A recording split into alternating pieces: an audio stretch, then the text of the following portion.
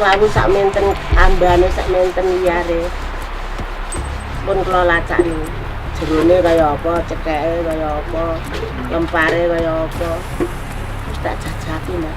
Gunung iki ora ngapusi ning kene kon gorogan.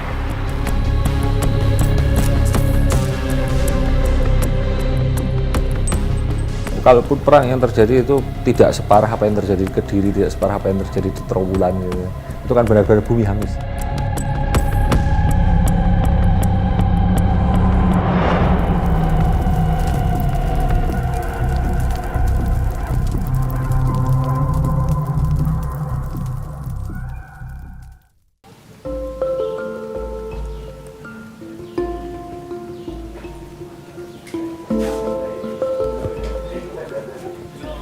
Makasih ya Mbak.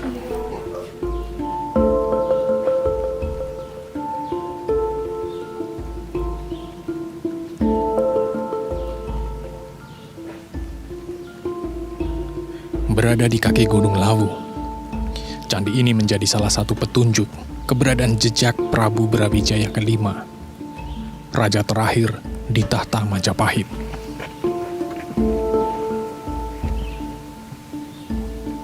Dengan menguasai sebagian besar wilayah Nusantara di abad ke-13, Majapahit disebut-sebut sebagai kerajaan terbesar dalam sejarah Indonesia.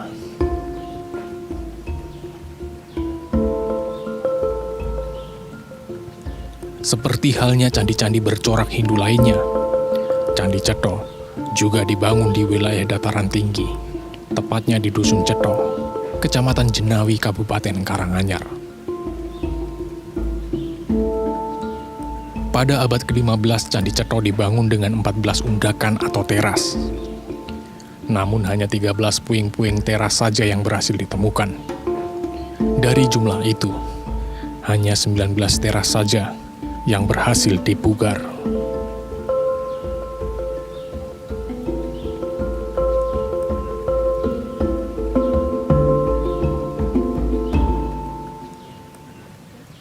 Di teras ke-8 inilah terdapat sesosok arca dalam perupaan Mahadewa yang dalam babat tanah Jawi diyakini sebagai Brawijaya kelima.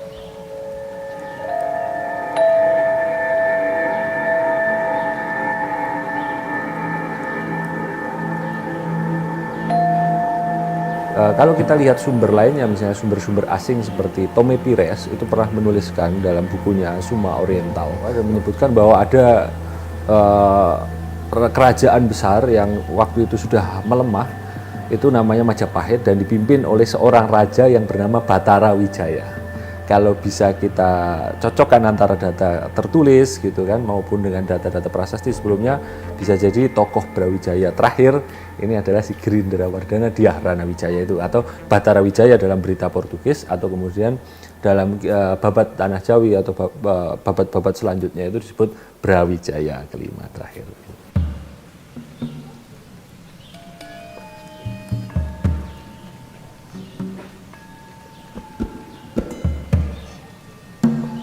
Dua arca sosok yang dipercaya sebagai Sabdo Palon dan Naya Genggong terdapat di tingkat ke-7 dari Candi Cetho.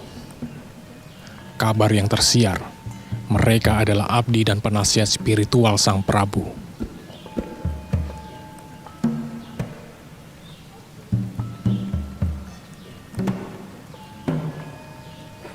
Sejarah menyebutkan, jelang runtuhnya singgasana Majapahit, Bre Kertabumi Sang Prabu Brawijaya kelima memilih mengasingkan diri dari kejaran kerajaan Demak dalam pimpinan Raden Patah yang kala itu menjadi seteru.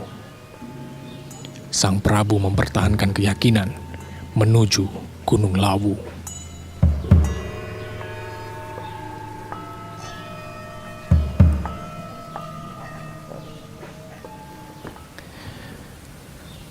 Sepenggal sejarah runtuhnya Majapahit bisa ditemui di kaki Gunung Lawu bahkan hingga puncaknya. Prabu Brawijaya V memutuskan moksa untuk bisa hidup kekal abadi di sisi Sang Pencipta. Setidaknya itulah yang diyakini oleh sebagian masyarakat Jawa hingga kini. Menelusuri jejak Sang Prabu adalah pilihan tepat untuk memastikan kebenarannya.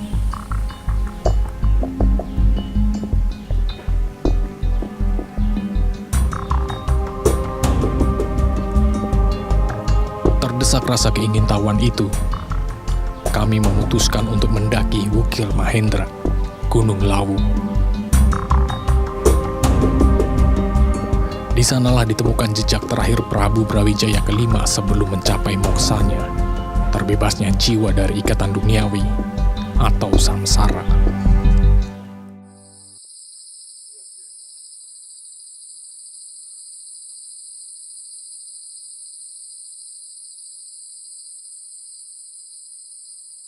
Gunung Lawu pada awalnya disebut sebagai Argo Wukir Mahendra.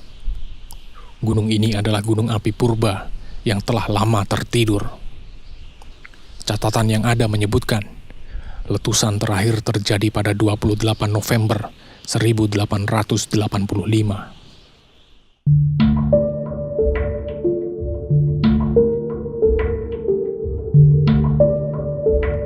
Sebuah kajian vulkanologi mengatakan, volume Gunung Lawu sebesar 300 km kubik mengindikasikan keberadaan dapur magma yang cukup besar sebagai sumber panas.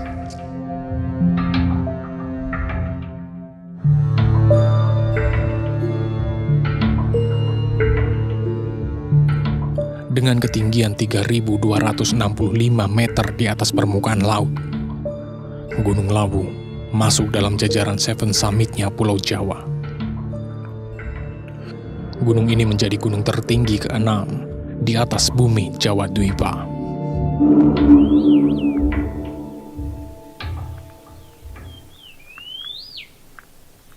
Meski sempat terjadi kebakaran pada tahun 2015 dan 2018 lalu, bahkan tercatat hingga timbul korban jiwa, namun sebagian besar vegetasi alam Lawu masih terjaga dengan baik, melengkapi keindahan panorama Lawu seutuhnya.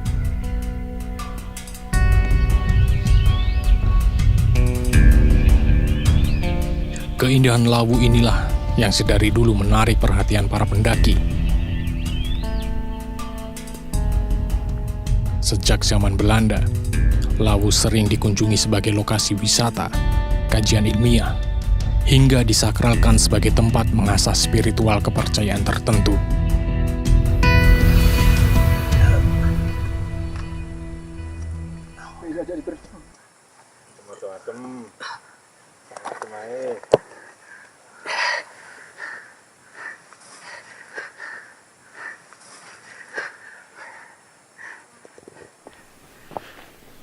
Seperti halnya gunung-gunung lain di Indonesia, Lawu juga berbalut mitos-mitos sakral yang hingga kini masih dipercaya sebagian orang.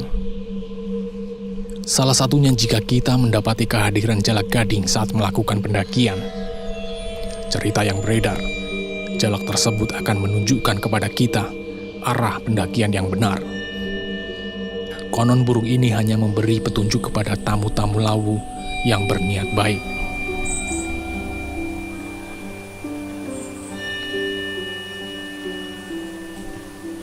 Dipercaya, Jalak Gading adalah jelmaan Wongso Manggolo atau Kiai Jalak, salah satu pengikut Prabu Brawijaya kelima.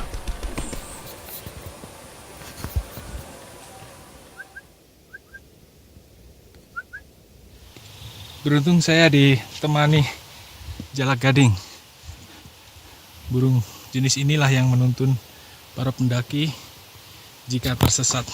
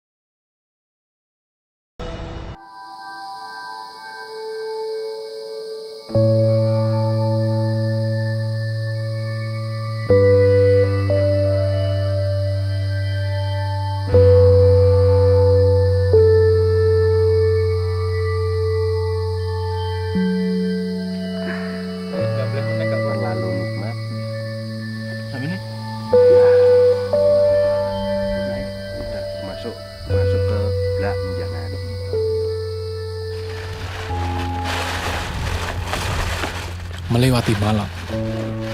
Seiring mengerinya bulir embun pucuk kerumputan.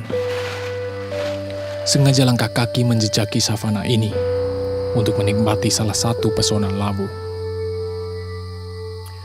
Gupaan menjangan dan bulak peperangan menjadi lokasi favorit pendaki.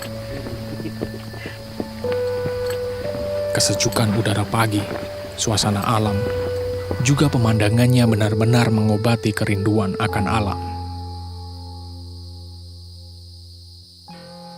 Disinilah sepenggal legenda Sang Prabu kembali tercatat.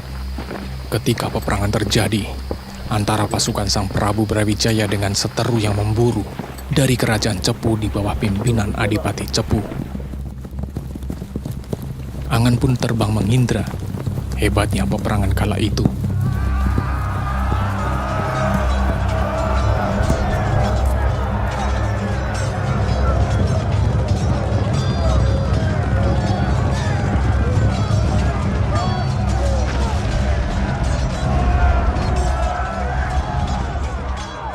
Peperangan ini kan bisa diartikan macam-macam gitu ya.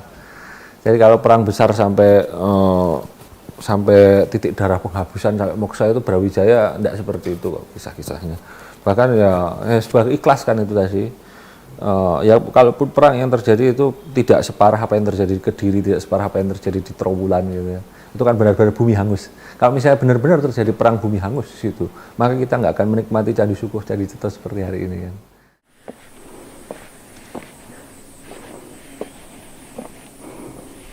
Perjalanan berlanjut, seturut makin panjang catatan ini.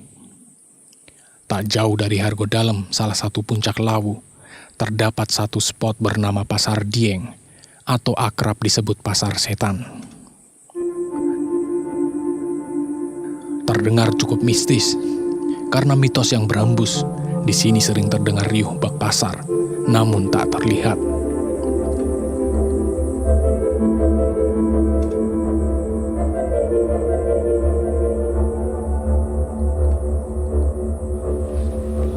Rata-rata semua itu kesini penggiat alam. Jadi rata-rata cuma ingin cari keindahan alam.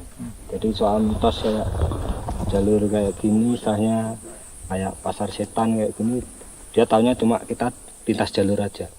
Jadi gitu. Tapi kita cuma menikmatin alam. Tapi kalau waktu-waktu tertentu memang ada segelintir orang juga, misalnya waktu 1 Muharram atau 1 Suro itu ada upacara-upacara di sini gitu aja.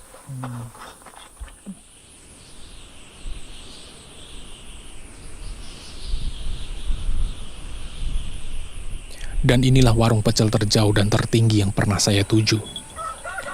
Warung Mbok Yem, di ketinggian 3.150 meter di atas permukaan laut.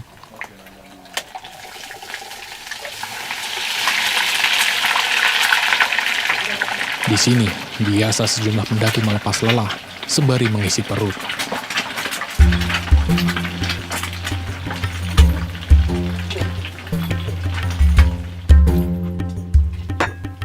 Pecel Mbok Yem adalah menu istimewa.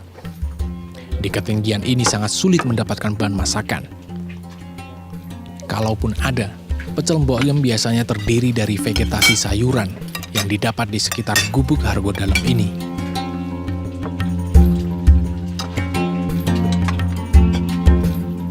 Kuliner sederhana ini terasa istimewa jika dilahap di ketinggian seperti ini. Bersama teman sependakian dan rasa lapar yang hinggap, ditambah kehangatan suasana yang tercipta, melengkapi malam kami di Hargodalam.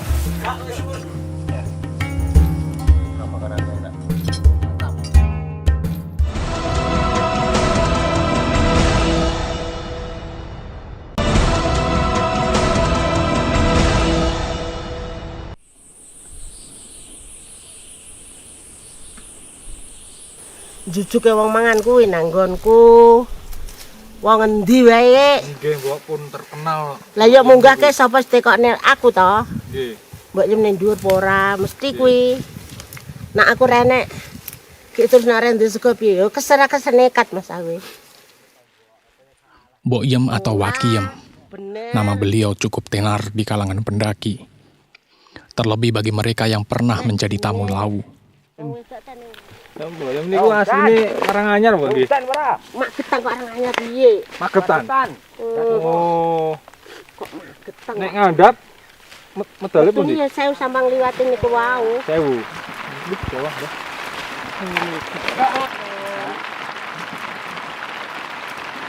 Niki nak tanglet awale ngoten keloro-loro Mas. Pados jamu.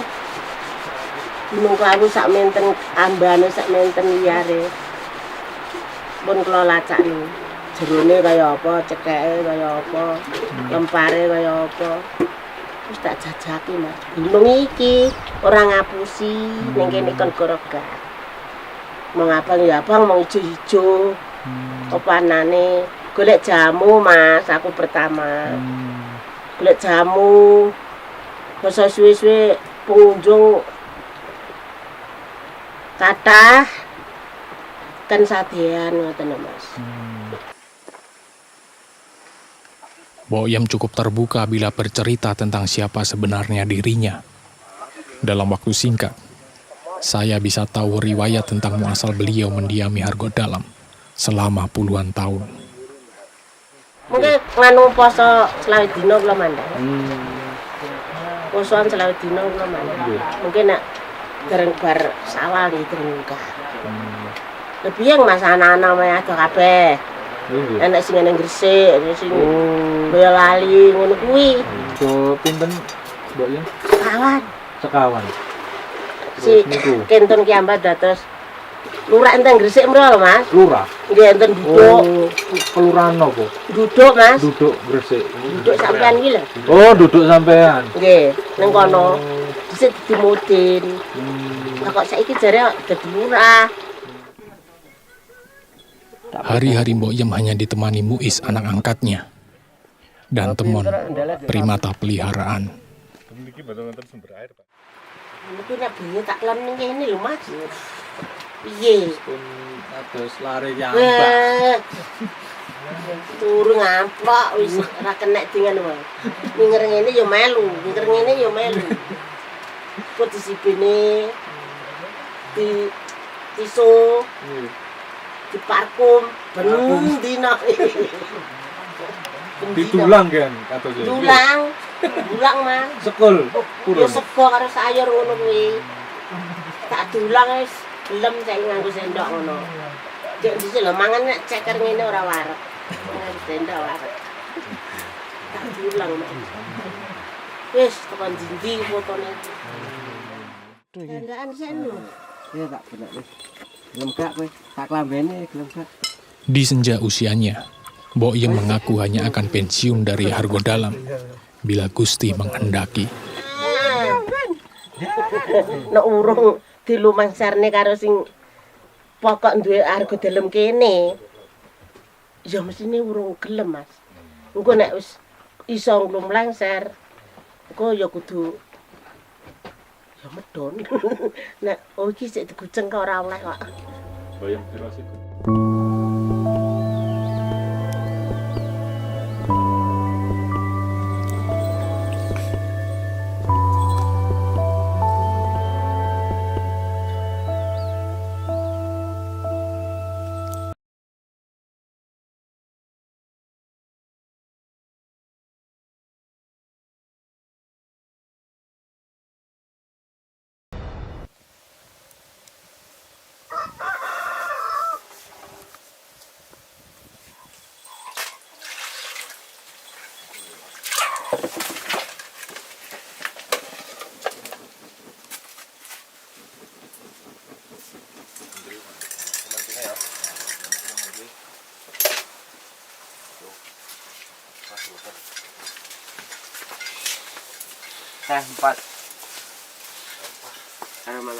Seiring terbangunnya ufuk timur, sejurus kemudian aktivitas Hargodalam mulai menampakkan kehidupan.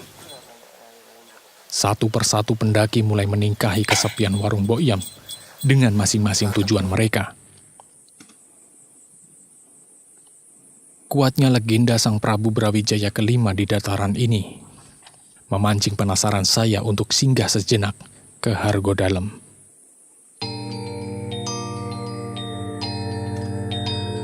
sebuah tempat yang dikultuskan sebagai lokasi petilasan atau jejak moksanya Sang Prabu, Raja Majapahit.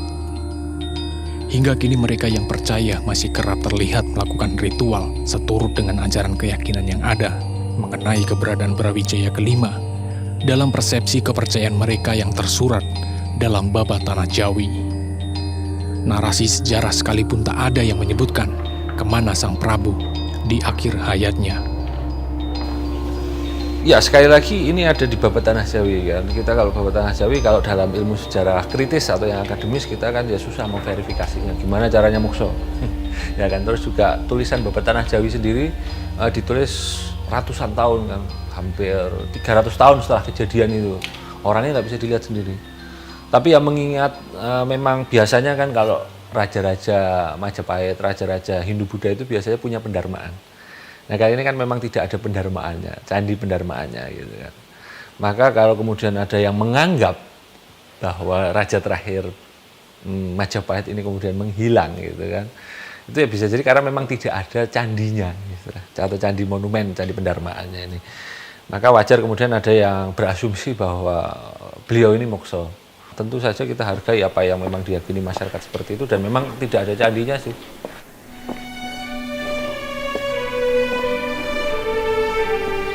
Beranjak ke puncak, tak butuh waktu